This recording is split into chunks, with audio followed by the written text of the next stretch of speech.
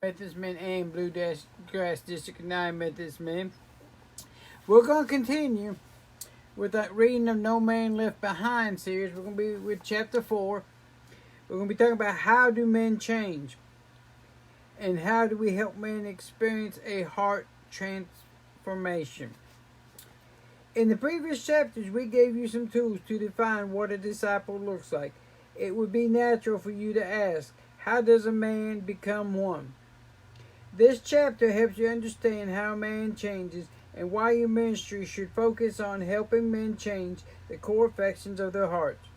You can create a wonderful discipleship system, but if you leave men to themselves, they will simply go through the motions.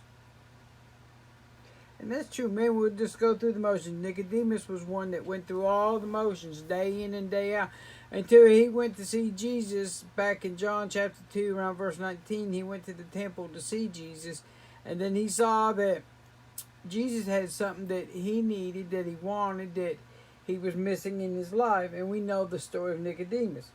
But again, pay close attention to this chapter so your ministry won't lack the power to truly transform men's lives. A leader told us the story of Lou, a man he met in a small group shortly after joining their church. Lou and his wife had been in church for more than 15 years. He had been a deacon for a time. He had a wonderful wife. His kids were active in the church. On the outside, everything looked great. A few months of sitting in the small group did nothing to change anyone's opinion. Lou did not speak out a lot, but when he did, it was worth listening to. One day, this man got a call from Lou's small group leader. Lou had left his wife and kids. He had been having an affair for several months and was taking some time to figure out what he wanted to do. He never came back. How can this happen? How can a man sit in a small group, serve as a deacon in the church, seem like a great father in a great family, and then just one day chuck it all?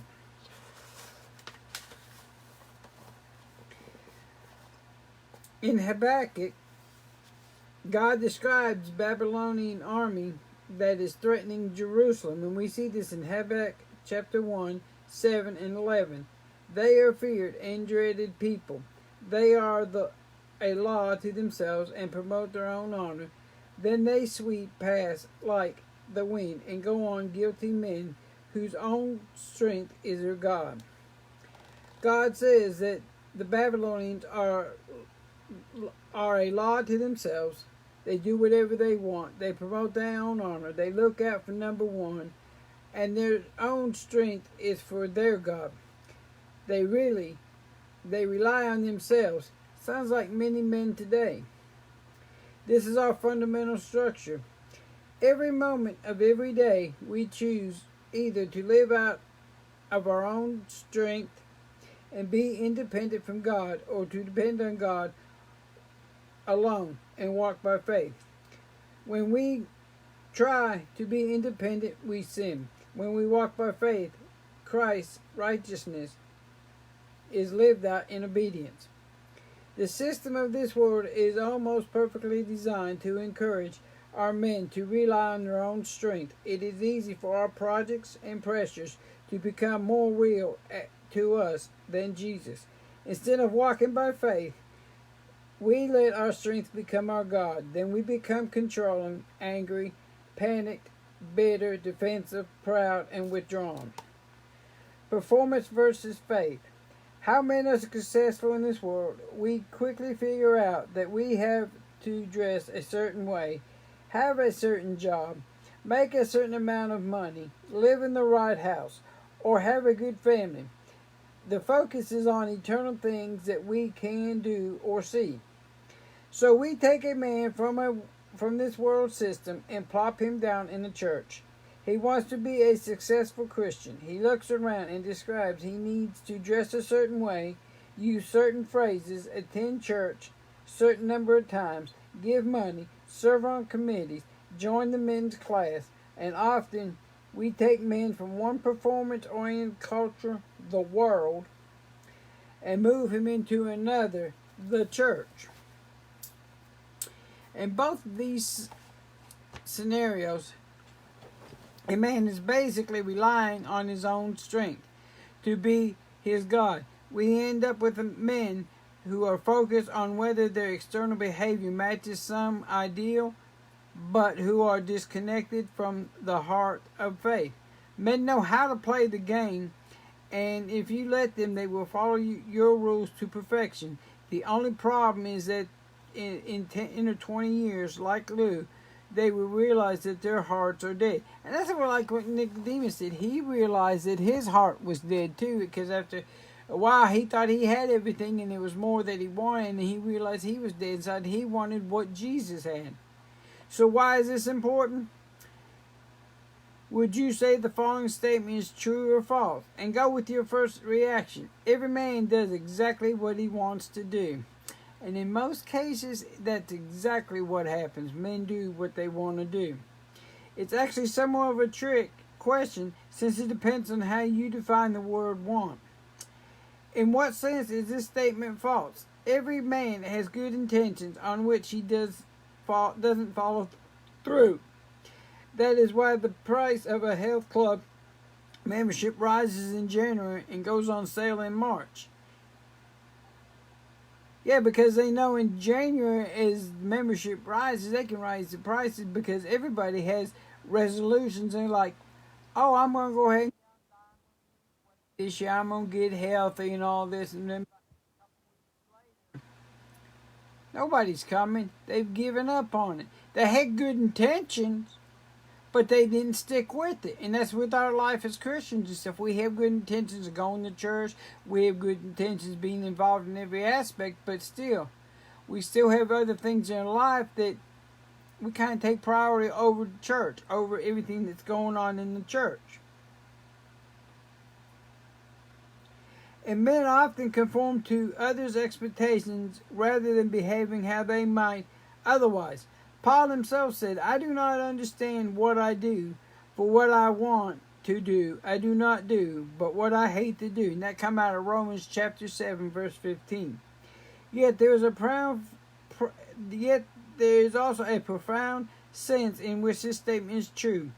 As the moment of decision, a man chooses to do one thing over another. Even when facing outside pressure or temptation, he evaluates the pros and cons and chooses what he believes will bring the greatest happiness. Whether a man gives in to lust and views pornography on the internet or sacrificially loves his wife and hangs the curtains, he makes choices based on his world view and beliefs. Actions are the last step in the process that starts with our attitudes, our faith, and our desires. Pascal said it this way: happiness is the motive of every action of every man, even of those who hang themselves. Jonathan Edwards said, this will is mine choosing. Jesus too makes it clear that what we do comes from our hearts. He says in Matthew 12, verse 34, out of the overflow of the heart, the mouth speaks. And in verse 35, it indicates a good tree brings forth good fruit, but a bad tree brings forth bad fruit. You know, he even makes it more explicit in Matthew chapter 15, verses 18 through 20, and Jesus said, the things that come out of the mouth come from the heart, and these make man unclean. For out of the heart comes evil thoughts, murder, adultery, sexual immorality, theft, false testimony, slander. These are what makes a man unclean. The external actions of a man are motivated by his world, views, and beliefs. We must get beyond the performance orientation. A man's action will eventually reflect what is happening in his heart. Just like you can treat cancer by putting a band-aid on a man's skin, you can't help a man become a disciple by fixing his behavior and allow him to ignore his heart. You see, Christianity is not about behavior modification. It's about heart transformation. When you have a heart transformation, people will see that in you. They will see by your actions, how you act, how you go about your life. You know, a lot of people, see through me, because I always go to church. I always talk about church. I'm always, talking about having to come home after working all night and getting a nap and then come so I can live stream and stuff. I know a lot of people make an excuse not to go to church on Sunday for all kinds of reasons, but I still make a point to come. Even my patients, sometimes I haven't said nothing to them, and then all of a sudden they go, "You believe in God? Will you pray for me? I can see God working in you." I've had pastors that were patients tell me that, and I'm like, man, God is really there, and it lifts my spirit up to know that just by my heart being transformed and doing the things that God wants me to do, that it shows. I mean, some people try to put me down because I think I'm a weird person because I believe in God, but that's just who I am. I totally believe in God with my whole heart. You have no doubt known men like Lou. They learn to look like a man who is walking with Christ, but their hearts are not being transformed from the inside out. After years of conforming to other people's expectations, a temptation or crisis comes along and they decide to do what they really want to do. Like Bill Murray's character in the movie Groundhog Day, they finally say, "I am not going to live by the rules anymore." So what was buried in their hearts is revealed when they walk away from Christ. You see, the big idea here is, again, Christianity is not about behavior modification. It's about a heart transformation. It's about repenting from your sins and turning away, not going back to them, and trying to live your life for Christ every day and doing what Christ wants us to do. Creating an environment God can use to change men's heart. How can you keep this from happening to your men? Many churches rely heavily on the information to help men become disciples. Men need to know the truth, but head knowledge is not enough to change the heart. For instance, every person who smokes in America knows smoking causes cancer, yet most continue to smoke. What kinds of things does God typically use to touch a man's heart? Consider your own life. What is one of the most moving experiences you've had in the past few months? When was the last time you cried?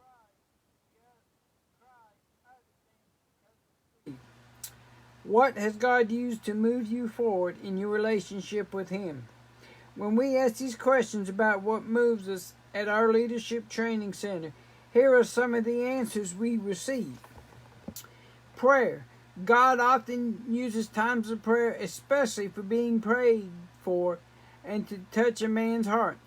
Talking to God and listening for His voice causes men to become open and to being transformed by the Holy Spirit. Help men enter into times of prayer with and for one another easily. The richest times at our Leadership Training Center courses are when the leaders share their needs and pray for one another. Music.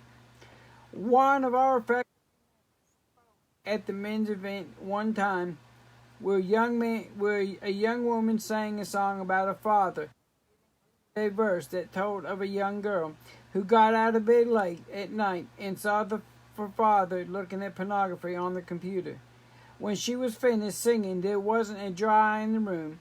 God used that song in a way that was different than anything else accomplished through the rest of the seminar.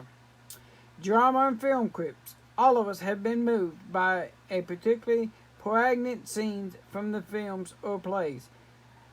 Use high-quality drama to help men get out of their normal way of thinking. Testimonies and stories. Men connect with their stories. You probably know a man in your church whose story has been a tremendous encouragement to you, helping men learn to share their experiences and give them venue to hear what God is doing in their lives.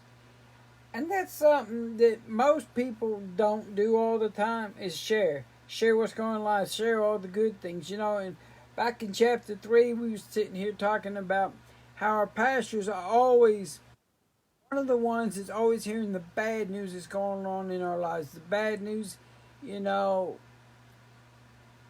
that we share them, but we never share the good stuff in our lives with our pastors. We never share the good stuff with each other. You know, in church we always hear, well, this is going on with me, that's going on with me. We never hear many praise reports of the good things going on. Sometimes, but the only time we hear praise reports of sickness and health, we never hear, well, praise, I got this degree today. You know, I graduated family with whatever, or I bought I got some money, got a new car. You know, good things that happen in our lives. We never hear about. Our pastors never hear about the good things. You know, activities. If you're like most men, you vividly remember a conversation you had with a man while fishing or throwing a football. God wired men for movement, tasks, and activities. Get men moving so God can touch their hearts. Shared experiences. God uses trials, challenges, and adventure to bond men to one another. And that's true. Men do bond over some shared experiences. Does your ministry get men into situations where they can relate and to rely on one another? Competition, service projects, mission trips, and working together on a ministry team for the church. All these things help men reach a new level of brotherhood. And that's true. You get men together doing something like that.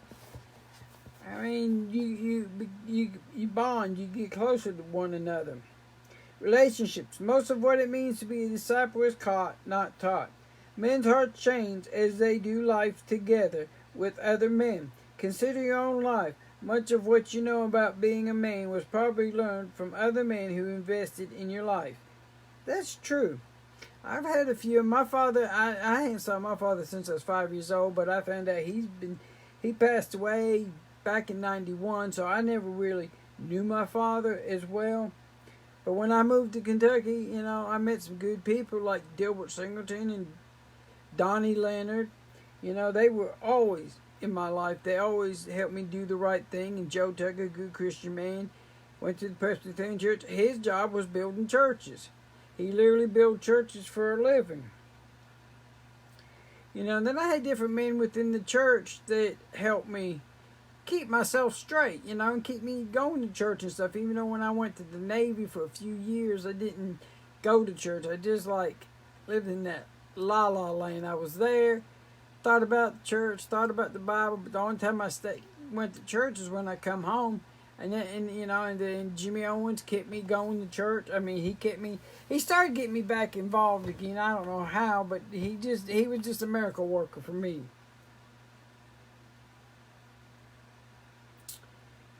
Children. Men get emotional about their kids, finding a way to connect them with their children and other children who need help. Early in his marriage, Pat joined parenting class at church that began with a family outing. Without telling the class members what he was doing, the teacher took pictures of all the children at the event. The next Sunday, the teacher began the class with the slideshow of the children to the song Cats in the Cradle. Pat still remembers the moment more than 20 years later. Service to others. This is something that gets to me. It makes me feel good. Men find a deep and lasting joy when they get out of their comfort zones to serve other people. And the disciple is sent to work for Christ. Find ways to get as many men as possible into some kind of meaningful service to people who need to see the love of Christ in action. You know, I know throughout the Bluegrass District we have a couple of churches like Clay Lake United Methodist and Centennial Shelby that do the ramp ministry, and I'm sure there's other churches have ramp ministry that men do together. I think Danville's sitting there in the fall just before school starts, does the oil changes for single parents and stuff. There's just stuff like that we all can do that we may not think means a lot to us, but means a lot to others, and we're showing our love by using our gifts and our talents, you know, to do stuff like that. A man committed to him. Many men have no real friends, yet all men need somebody who truly wants the best for them. God often uses relationships to change a man's heart. Are you building these kinds of these things in your men's discipleship system. Make a concerted effort to do more than just make sure men are in the right classes or groups. Create an environment where God can work to change their hearts. True obedience flows from the heart of faith. So how do you motivate men to do things God wants him to do? Not just by telling him to do them, but rather by helping him to want to do what God wants him to do. Manipulation and legalistic rule making can make a man conform on the outside for a while, even decades. But the screen to lasting obedience is a renewed heart. Our goal is to help right things so they will live the right way. There is really only one reason men don't build their life around faith. They don't believe they can truly trust Christ. The Bible calls this, since everything we do reflects what is in our heart. All sinful acts are a result of. When a man works 70 hours a week, the most, just so he can get more power and money, he does so because he believes that is how he will find something that he cannot get away. He cannot get any other way. When a man gets emotionally involved with a woman who is not his wife, he believes he will gain something that his wife or God cannot provide. On the other hand, when a man must resist temptation and live righteously, they are often motivated by faith. By faith, Moses fled Egypt, not fearing the king's anger. Moses obeyed God rather than man, not just because he decided he would or because someone told him to, but because he believed God. When you work with a man, consider these questions. How can I help his faith in God to grow? How can I help him understand even more fully that hope is only in God? How can I help him to deeper love for Christ? A heart filled with faith, hope, and love leads to a righteous, obedient life. The fruit and the root. During a vacation a few years ago, David got angry with a member of his extended family. On the surface, the issue seemed to be a disagreement over a decision regarding the kids. After David thought and prayed about what was going on in his heart, he realized his anger came because someone implied that he had made a mistake. Like many men, one of the idols David often loves more than Christ is the idea of his own competence, and that he is capable of accomplishing anything he attempts. And that's true.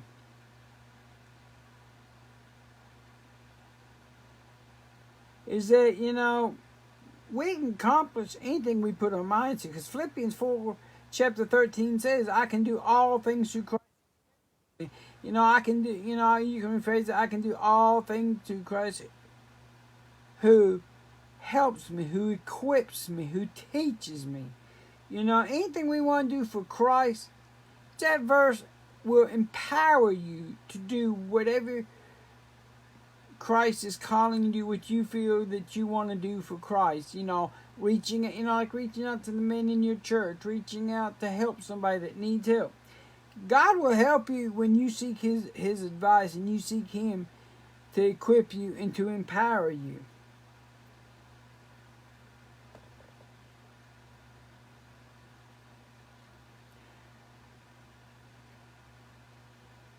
So when his family member disagreed with his decision, it felt like he was accusing David of being wrong regarding the children. Since David couldn't accept that he was wrong without crushing his idol, he reacted with anger to protect his illusion of competence. Men are often encouraged to deal with anger by taking a deep breath, counting to 10, and many other techniques. But this only deals with the surface. The deeper question is, how can we help men deal with the anger that's in their hearts? Another example is too much of the advice has been available for men struggling with pornography and has been purely behavioral. Get an internet filter, find an accountability partner, drive home a different way so you don't pass the adult video store. All good things to do and necessary if you struggle with this issue, but just as important is that we ask a man, what do you love looking at pictures of naked women more than you love Jesus? What do you think you're going to get from looking at pornography that you cannot get from Christ? As men, we are tempted to try to fix things in our own strength by focusing on externals. So we get into an accountability group, use a budgeting system, avoid places of temptation, add items to our calendars and to our do list. None of these is bad, but each of these needs to be secondary. Often the externals deal with the fruit and not the root. When we are confronting the issues men struggle with, anger, sexual addiction, materialism, workaholism, emotional disconnection from their wife, God calls us to move past behavior to the heart issues involved. We have lots of oranges trees in Central Florida where we live. If a person decided they didn't want the orange, they could go out and pick the orange. Next, they could go to the store and buy a bag full of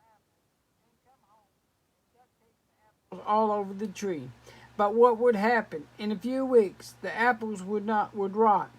And the next year, the oranges would be back. The only way to get rid of oranges for good is to dig the tree up by the roots. Often our system teaches men to pick oranges and tape on apples. They deal with the symptoms of the sin they can see, but they do not get to the root of how their sin flows out of unbelief. So even if they are able to use willpower to control their sin for a while, eventually it comes back stronger than ever, and in the meantime their hearts are growing cold. Christ offers men a chance to change their roots, change from the roots, from the inside out. He calls us to stop making our God and start walking with Him by faith. Consider Jeremiah's word, and this comes out of Jeremiah chapter 5-8. Cursed is the one who trusts in man, who depends on the flesh for all his strength, and whose heart turns away from the Lord. He will be like a bush in the wastelands. He will not see prosperity when it comes. He will dwell in the parched places of the deserts, and in the salt land where no one lives. But blessed is the man who trusts in the Lord, whose confidence is in Him. He will be like a tree planted by the water, that sends out the roots by the streams. It does not fear when the heat comes, and its leaves are always green. It has no worries and never fails to bear fruit. When you help men develop their roots, you'll find more and more being involved in your ministry for what they can give. You'll have men who want to experience what God has done for them. Helping men becoming allies. Many church probably look at your church ministry as a set of mostly unrelated activities and tasks.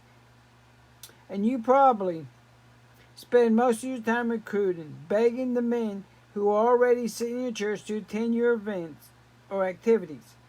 For the first event, you make an announcement. The next time you add a testimony. And maybe the next time you have a few skydivers laying on the church lawn as the service ends. So you spend all your time, money, creativity, and energy to get the men who are already at your church every week interested in your ministry to men, and you do it over and over again, event after event, year after year.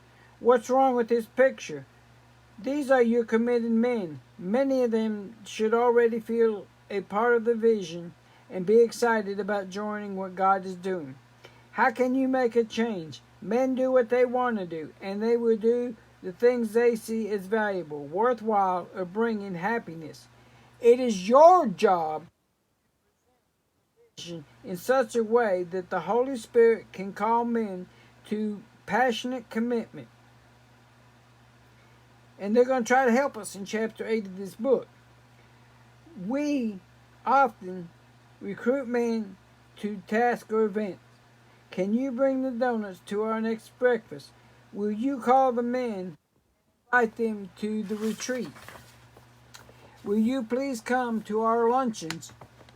There's one major problem to task.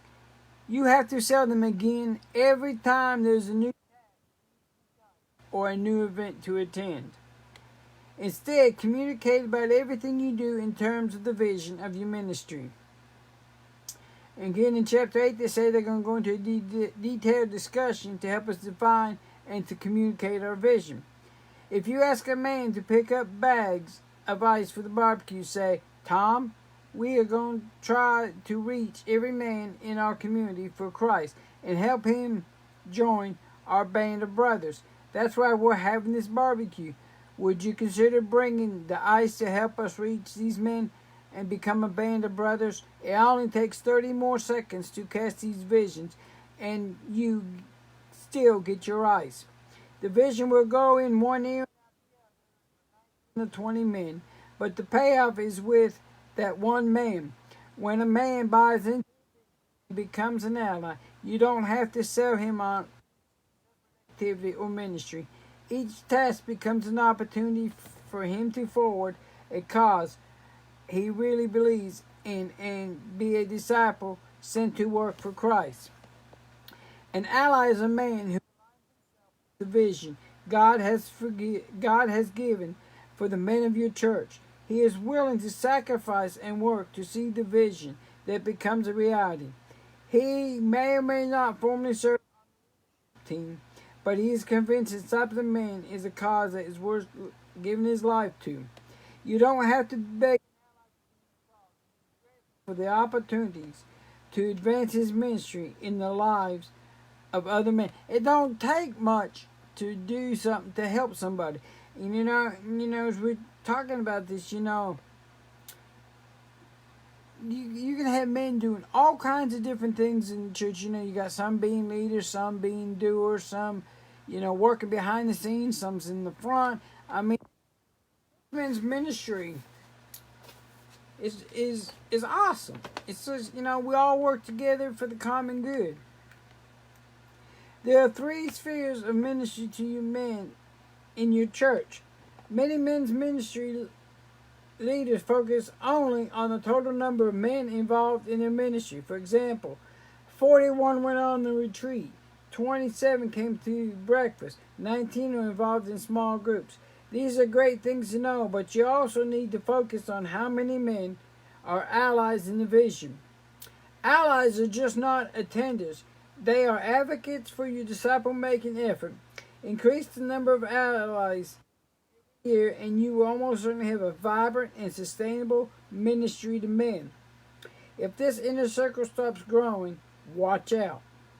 That is why it's important for a leadership team not to be filled with workers, but rather to be praying, strategizing, recruiting, and sharing the vision with other men. Leaders burn out. And that's true. We all burn out. I mean, and that's why, like in our District United Methodist men, every 2 years we have an election. And it's hard to get somebody to step up and take over. But we do need to change every 2 years, get that fresh leadership in. And just because you step down from doing that leadership doesn't mean you're getting thrown aside. We rely on you to help us, as we take over, to keep the men's group going. We rely on you for your knowledge and stuff. Don't feel like you're getting kicked to the curb, because we would never kick anybody to the curb. If I ever become president of our Bluegrass District, then, that's one thing. Jim is going to be my right-hand man to help me out.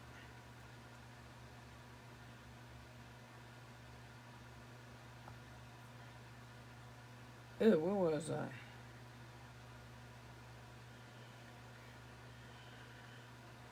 Their life situation changes and they move. The way you can keep sustaining ministry is by continually continuously building more and more allies with it. As we've already said, men are looking to give their lives to something.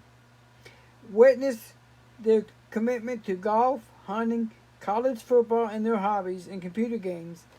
We need to lift up Christ's call in a compelling way. God will use our efforts to draw men to Himself. Create an environment where the Holy Spirit can show men the attitudes and beliefs of our hearts. Don't allow men to go along into an authentic heart relationship with Christ. God will use your ministry not only to produce disciples, but allies in the great adventure of seeing His kingdom become a reality in this world. As God raises up allies for your ministry, be sure you know what you're actually going to do to disciple men. In the next chapter, we will help you understand what it looks like to orient your church around the priority of discipleship. Just remember these few key points. Every day we choose whether to live by our own strength and be independent from God, or to depend on God alone and walk by faith. Men know how to play the game if you let them. They will follow your rules to perfection. But in 10 or 20 years, they will realize their hearts are dead. And that's how Nicodemus, I think, felt when he went to the temple and he saw Jesus. He thought he had everything, thought he knew everything, and then he realized he was dead. And Jesus had something that was just on fire, and he wanted that fire. He wanted to be rejuvenated, kindled, that fire rekindled. And we know what Jesus said, you must be born again.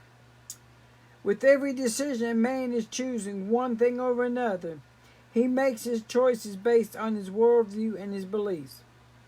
Legalistic rulemaking can only make a man conform on the outside for a while. The secret to lasting obedience is a renewed heart. Christ offers men their chance to change from the roots, from the inside out. Use methods that touch men's hearts: prayer, music, drama, film clips, testimonies, stories, and shared experiences. An ally is a man who aligns himself with the vision God has given for the men of your church. He is willing to sacrifice and work to see that the vision becomes a reality.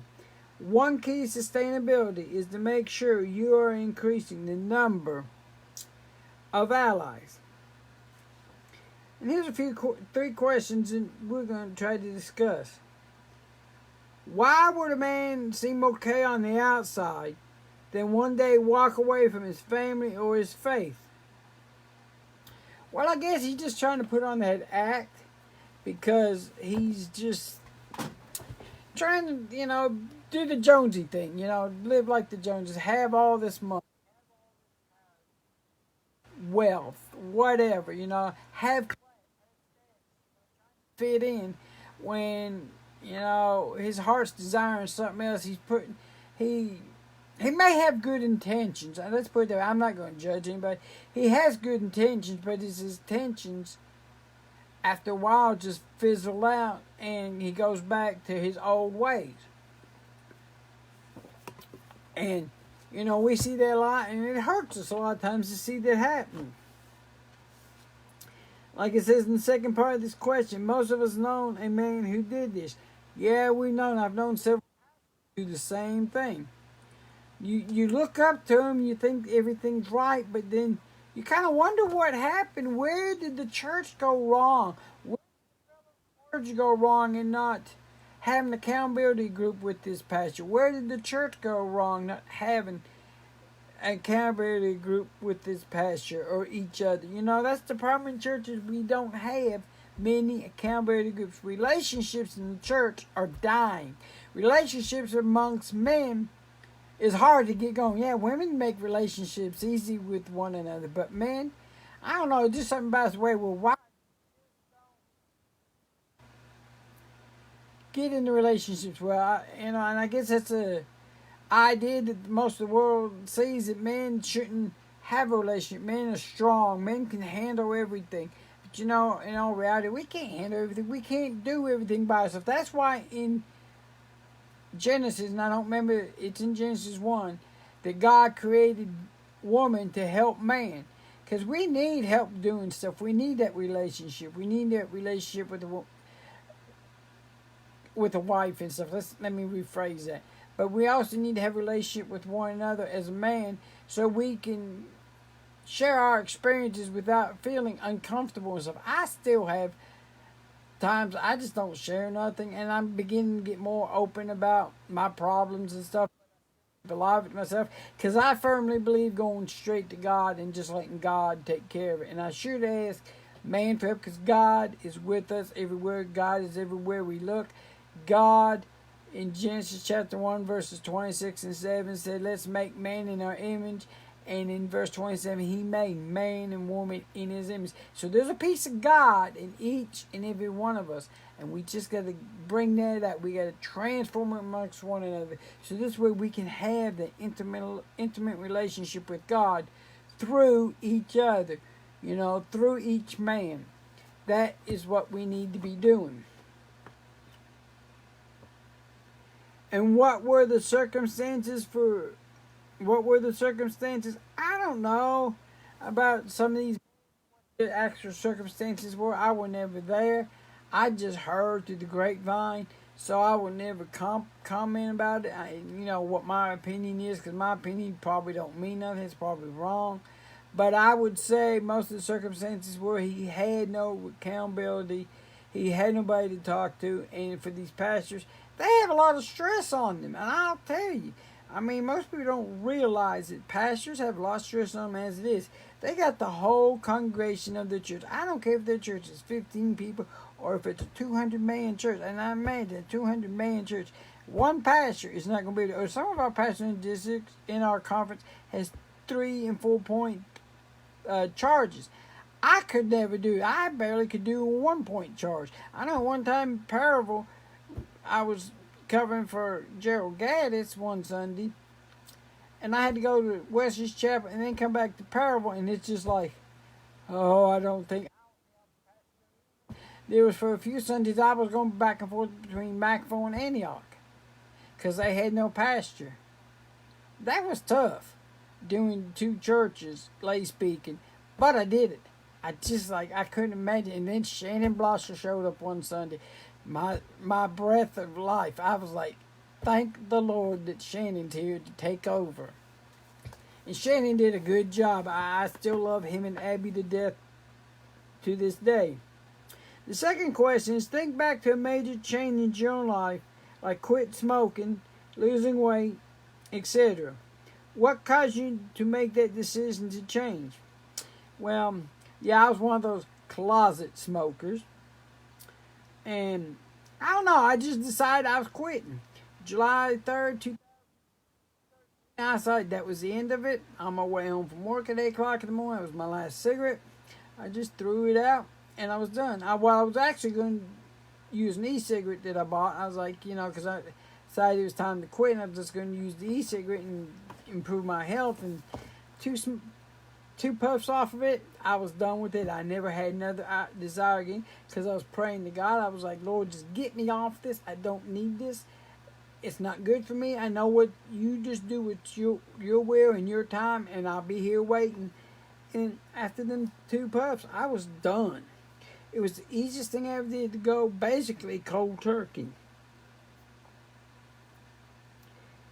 How would this relate to a man making a decision to allow God to change his heart? Well, it's always hard to give up things of the world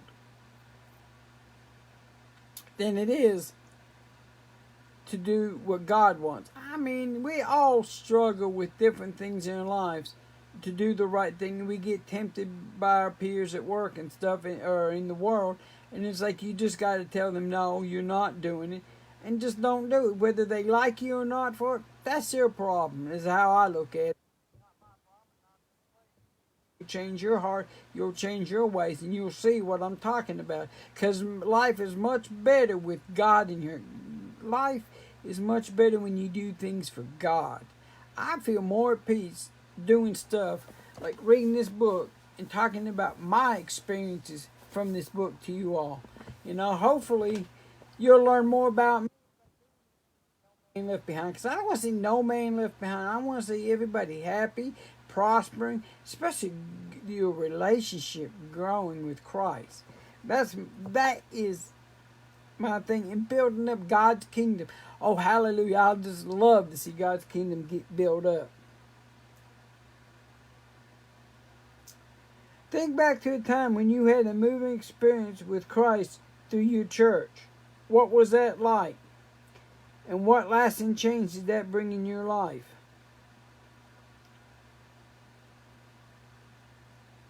I guess the most moving experience I had was seeing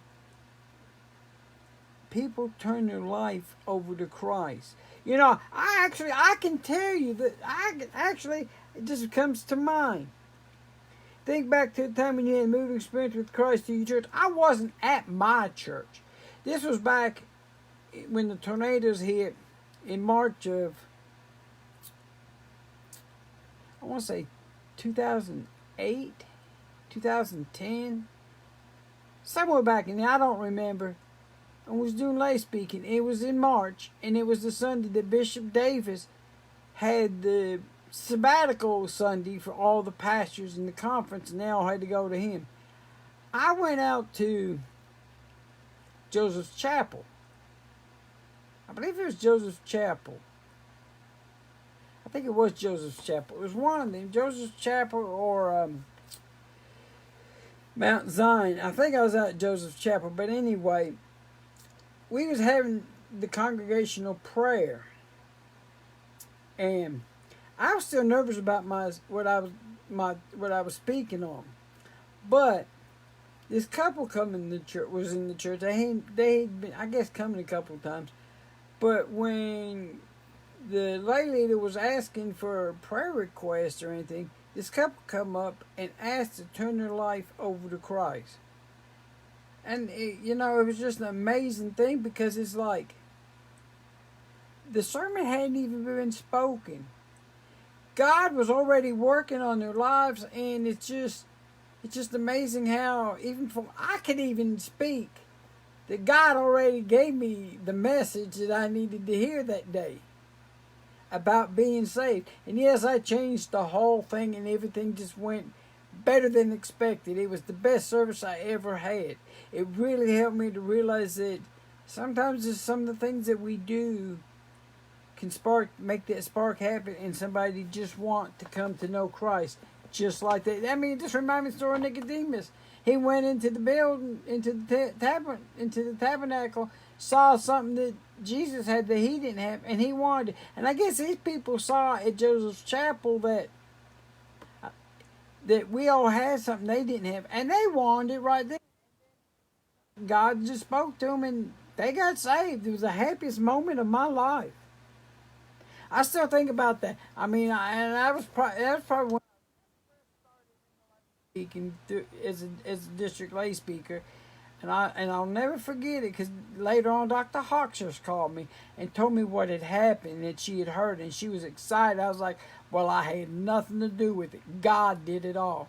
God was there. God was working, and I like it when I see God doing things like that without me even have to say anything. That just makes my day. But that's it with chapter 4, and this week we are going to do chapter 5 and chapter 6 of this book. I'm going to try to get caught back up. I promise you all I do it every day, but haven't got to do it, but we are this week. But let's bow with prayer. Father God, we thank you for this day. We thank you that learning about how men change and stuff, and what we can do to transform their hearts, Lord. Lord, we just need you in our lives. We need you to work through us as we're changing others, and just let us be the light, like your light, Lord, and let us be like Jesus was, who, as he went around from town to town, he never forced himself upon anybody. He just spoke. He was himself, and he spoke of your words, and he let people make a choice on their own to come to see, and to come to know him, and come and accept Him as a personal Savior, just like Nicodemus did when he came back to the temple and he saw that Jesus had something he did, because his life, he had gotten burnout. We all get burnout. We need that rejuvenation, and sometimes we just fall away because we put on a. We have good intentions, Lord, but sometimes our good intentions aren't good enough, Lord, and just help us every day to strive to do better. Help us to focus on relationships with one another. Help us to be there for one another when we're all struggling. Help us to get to know each other so we can tell when someone's going through something, that we can help them. Maybe just being there, not having to say a word, and just let you do all the talking while we just sit there and just listen to them. Because sometimes just listening is all a person needs, is just someone, a shoulder to cry on, a shoulder to listen to. We know we can always turn to you, Lord, in prayer, and just pray to you and just pray that your will be done in your time, Lord. We thank you. We praise you. Forgive us where we fail you. We praise you. We pray this in your most holy name. Amen.